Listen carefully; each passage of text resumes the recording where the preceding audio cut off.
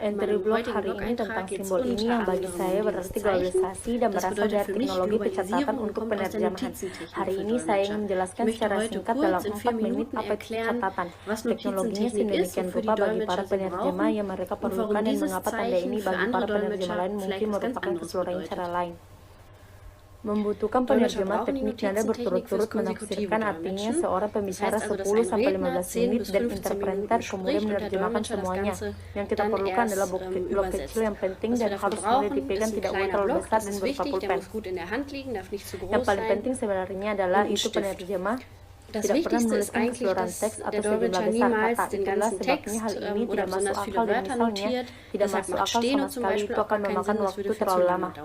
Yang kami lakukan adalah menganalisis pidato dengan baik dan kemudian menuliskan poin-poin terpenting di atas kertas dengan menggunakan teknik pencatatan. Tujuannya adalah penerjemah selalu memberikan pidato baru, jadi boleh dikatakan bebas, jadi yang penting dia hanya menuliskan satu persatu simbol yang mudah dibaca dan bukan seperti yang saya katakan keseluruhan teks atau keseluruhan stenografi apa yang bisa dikatakan tentang simbol dan beberapa prinsip dasar yang penting. Simbolnya bisa diingat dengan baik, bisa dibaca mudah di halaman, dan dapat ditulis dengan cepat. Tentu saja tidak memakan waktu lama. Saya punya contoh di sini yang berarti departemen store dan simbol di sini berasal dari buku pegangan untuk teknologi pencatatan oleh Matusek. Di sini Anda tentu saja dapat melihat rumahnya. Dan tanda ini adalah pembelian secara pribadi, akan memakan waktu terlalu lama bagi saya untuk menuliskan contohnya.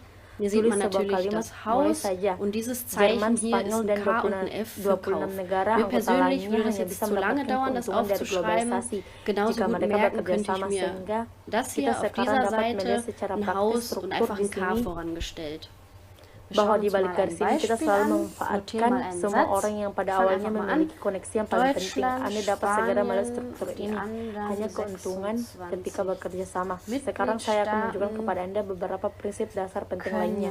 Seiring berjalannya waktu, seperti yang saya katakan, setiap penerjemah mengembangkan teknik mereka sendiri, ini juga dari Manuel Matisse. Tapi itu adalah sangat membantunya adalah langsung dia bekerja yang bisa diterapkan pada sejenis kata benda. Jika saya ingin sebuah karya maka saya taruh satu saja di atas. Jika saya ingin tempat kerja menjadi ekspresi yang akan menjadi simbol, dan jika saya punya beberapa saya melakukan sendiri atau juga banyak tempat kerja. Alat bantu ini misalnya Mit der Zeit entwickelt, wie gesagt, jeder Dolmetscher seine eigene Technik. Diese hier sind aus dem Handbuch von Matisek, sind aber sehr hilfreich. Das bedeutet Arbeit.